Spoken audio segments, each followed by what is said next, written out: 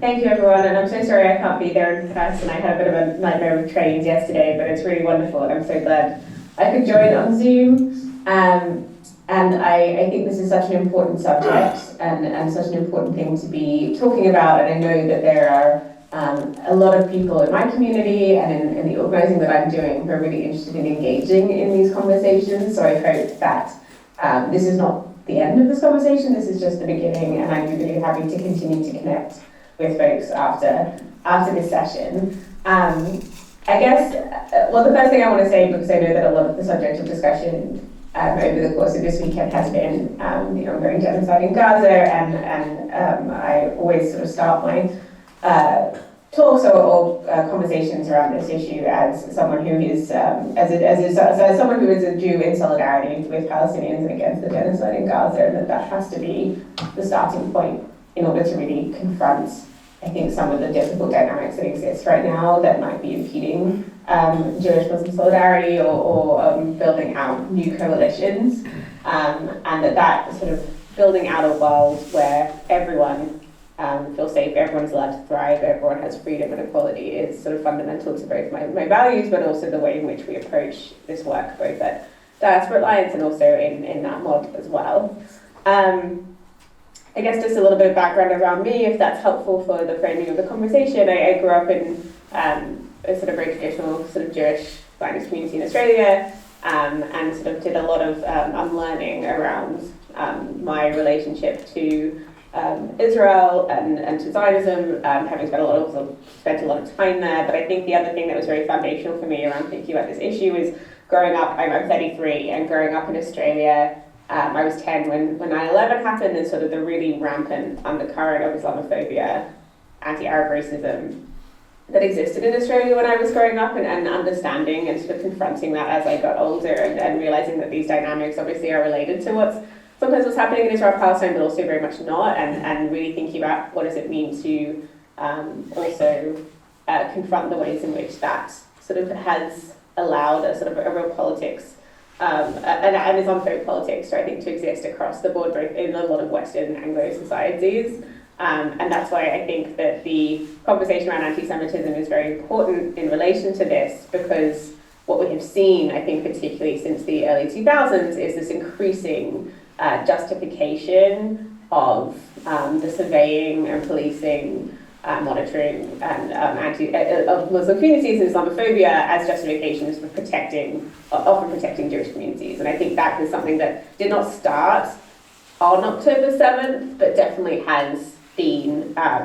ramped up in the last year. I think particularly around the ways in which the state, the government, both the current government and the previous government, has really taken this opportunity to pit a lot of different minority communities against each other, particularly I think Jewish communities and Muslim communities. We saw this with the rhetoric around the pro-Palestine demonstrations. We saw this around the ways in which sort of the racialized and racist reporting of a lot of different demonstrations or activism in the last year. So not only pitting different communities against each other, but also suggesting that the only way for Jewish people is to either silent dissent around Palestine solidarity or shut down protesting around Palestine solidarity, or to engage in very racist ideas around Muslim communities or Islam, etc., and that this is something that we feel very committed to challenging, and that this is something that has to be addressed. This competition, this hierarchy, but also sort of the ways in which the state is sort of using that as justification for increasing policing and these draconian measures is really, really worrying. And I think that one thing that a lot of the people that I organise with, so whether that's through NAMOD or whether that's through my work with Diaspora Alliance, is to really challenge that and to think about what are the new coalitions we can be building that sort of challenge that narrative or that expectation that the only you can either care about Islamophobia or anti-Semitism, you can't care about both. And I think that one thing that, I'm going to be very honest in this conversation, I think something that, NAMOD and Diaspora Alliance has also been, and myself and others have been thinking about, is also the ways in which, unfortunately, there is an increasing, when we see the sort of support for Israel's war on Gaza in our own communities, how so much of that is often justified through a dehumanization of Palestinians, of Arabs, of Muslims, and what do we do also to address Islamophobia in our own communities, is something that we've been thinking about. In August, during the riots, the race riots, I was part of organising a really in a wonderful way, like a large turnout of Jewish folks to go to combat the far right when they were threatening to turn up in Finchley, which is an area of London which has a very large Jewish population. And I think there really is an appetite to sort of challenge some of these sort of mainstream narratives that we are seeing, or these sort of supposed communal institutions that want to speak on behalf of the whole Jewish community. Like, there is a pushback against that. But obviously, and I think that that's very heartwarming, and I think it shows that there is real opportunity there, and we sort of also built relationships with local community leaders and Muslim community leaders, I mean. But at the same time, you know, I think the thing that is very concerning, again, which sort of speaks to that moment, is the way in which also the far right have started to really try and align themselves with the Jewish community in order to push forward their Islamophobic, racist agenda. And we see this like on a European and global scale. We see the ways in which, well, I mean, it's different, right? So we see the ways in which like the far right, internationally, and the international political far right is very supportive of this war because they see it as a frontier against Muslims, Arabs, Islam, and sort of using that, and that's very, very worrying. And the alignment between far right authoritarian leaders and the Israeli state and the Israeli government, which is very concerning. But we also see this in the way of, like, you know, this idea of rising anti-Semitism around Europe or rising anti-Semitism in the UK as justification for bringing in policies that discriminate against people of colour, particularly discriminate against, again, Muslim communities. This idea of imported anti-Semitism into Europe, that anti-Semitism comes from Arab countries, Middle East countries, and that Europe before that was great on anti-Semitism, which is basically laughable given obviously what's happened in Europe. And these sort of conspiracy theories are really gaining traction, and ideas are gaining traction within the political right. And then we also see this in the ways in which we have people like Douglas Murray, who was really using this time for him to launder his far-right Islamophobic views, to repaint himself as like a leader and a protector of Jewish people in Israel. And what we are really thinking about in our work is how do we combat and push back against this sort of tidal wave, I think, of far-right ideas and mainstreaming of these positions, and not allowing Jewish people or the issue of anti-Semitism to be used in such a way that further promotes those ideas. And that's sort of the sort of crux of our work, and I don't think what is so fundamental to this time. And of course, a lot of these issues and ideas were around prior to, obviously, October 7th and prior to the beginning of the genocide, but we know that in the last year, that has just sort of, it has basically gone on steroids, essentially, and you've seen a real mainstreaming and acceleration of these positions. So I think that for me is why you know, we need to have a sort of in tandem approach to addressing Islamophobia and anti-Semitism, in part, obviously, because we know, again, that far-right agitation is sort of far-right ideology is agitated by both Islamophobia and anti-Semitism. Like, the far-right don't actually care about Jews, we're just useful. You know, we know that if you scratch just under the surface, there's deep anti-Semitism in most of those movements, including, you know, people like Tommy Robinson, etc., who claims to want to show up to Jewish community events or whatever. Like, we know that that's the case, and that, like, understanding and distinguishing between sort of what they sort of say versus what the sort of actual reality of why they say those things is a really important political education piece that we need to be doing. But also because, you know, fundamentally, you know, I think that, I mean, it's a very obvious point, but just that, you know, no one is, like, the sort of any threat to minority communities or any community is a threat to other communities who have also been marginalized or experienced harm, and that we need to be standing up in this time. And I think that it's been very disappointing and upsetting as a Jewish person in this country, frankly, to see the ways in which we are constantly having conversations about whether Jews feel safe or Jews or like Jewish community or anti-Semitism, and like the lack of care and consideration given to Muslim communities when, you know, mosques are literally being targeted. We literally are sort of having asylum seeker hotels set on fire. You know, and it's not because I think that the state or the media really care that much about Jews. It's just useful for pushing a political agenda. But it is also very shameful for me that so many of our institutions are really happy to engage in that and throw other communities under the bus. I imagine you've spoken a lot about Prevent over the course of this weekend, but, you know, something we're really thinking about is the ways in which the issue of anti-Semitism and monitoring is being used to sort of push these sort of very problematic political agendas, again, that are about dividing communities and about submitting communities and really sort of pushing this authoritarian, divisive competition or racism in a way where you were just not seeing that.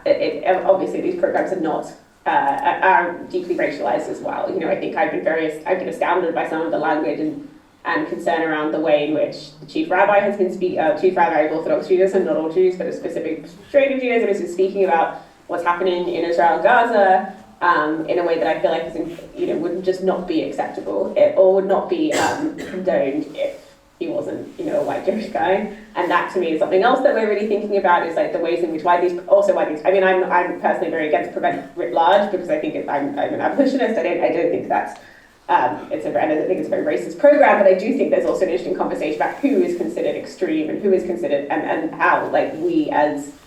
Jewish people and organizers have to be thinking about how we push back against those narratives as well. And push back against those policies. So, and I think that there is a real appetite for that. I think that actually, the interesting experience of the last year in Jewish communities and in these spaces, that there's more fracture, and the fracture, whilst is painful, is also there's a lot of opportunity there. And I think there are more people who are looking for not only building out these broader coalitions with Muslim communities and other marginalized or minoritized communities, but also people who are interested in thinking about what would an alternative look like in terms of this broader solidarity piece. What would a community that thrives in sort of the safety and connection and community with others, rather than siloing ourselves off, or placing all our sense of safety or security in the hands of nationalism, which doesn't work, but also is frankly immoral and unjustifiable, particularly now, but not only now. I think is a really live question. So I think that that's sort of something that I feel very passionate about. It has really been my life's work, whether that's been through doing work with Ma'amad, which is sort of building out an end to our community support for Israeli occupation and apartheid, whether that's through Diaspora Alliance, so really thinking about how do we address both anti-Semitism and its weaponization which is obviously a threat to multiracial democracy, both around Palestine issues, but also beyond that. And I think in terms of some of the work that I've been trying to do, or what we do, there's a few different things that we've been focusing on. Obviously, there's been a lot of campaigning that we've done, particularly around the space for advocacy around Palestine. That we will be part of the anti-boycott bill coalition and trying to stop the bill about the criminalization of BDS, which we were pleased about and felt was quite successful. We also brought a judicial review against the government's anti-Semitism training tender, which they tried to put in last year, where they wanted to center the IHRA definition of anti-Semitism, which is obviously very problematic. Both in terms of the way it silences free speech on Palestine, but also it has done very little to actually combat anti-Semitism in general. It's not a good definition for multiple reasons, and we're hoping that we've been successful on that. So really thinking about how do we protect that space, and that's sort of how we see ourselves as well, as sort of being able to insert ourselves in these conversations as a way to sort of push back against the sort of more draconian, difficult things that, or draconian measures that the government are putting in. I think the second thing that we also do is sort of more generative is around trainings. So we develop trainings on anti-Semitism, sometimes that we deliver in tandem with Muslim groups around Islamophobia, very much again about sort of building out our political understanding and understanding of anti-Semitism that doesn't sort of pit this struggle against other human rights, other forms of racism, etc., in order to be addressed, which have been very positive. We do those with NGOs and trade unions and political parties, so that's been very positive.